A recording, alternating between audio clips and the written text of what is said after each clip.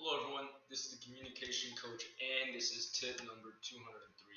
So for tip number 203, I'm going to tell you all about the importance of pronunciation and more specifically, why it's so important to be pronouncing your words correctly. Now, this seems really obvious, right? You should be pronouncing your words correctly, but a lot of people don't understand why it's so important to be pronouncing the words correctly and the type of effect it has on the audience. So let me explain.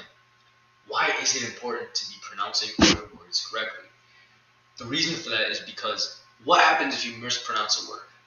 It makes it look like you don't know what you're talking about, you don't know the topic very well, you don't know what you're saying, and thus, what does that intend to the audience? What is their reaction to that? They trust you a lot less. The information you're saying could be false. Your entire speech could be false. And although it seems like a bit of an exaggeration for a mispronounced word, mispronouncing a word is kind of big because it shows the audience that you haven't prepared all that well for the speech. It shows how unprepared you are and how essentially unprofessional you are. So because of that, you need to be pronouncing the words correctly, especially if you plan on using longer, bigger words.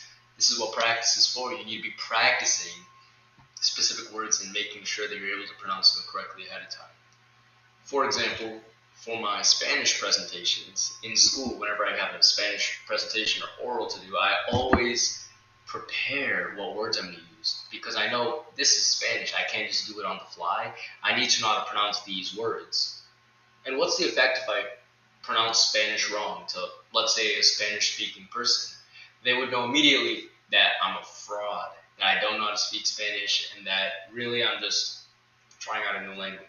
And that's exactly how it sounds when you mispronounce something on stage. Although it's not as deep or as much of an exaggeration, it goes to show how much people will trust you less and how much more inexperienced you look as a result of mispronunciation.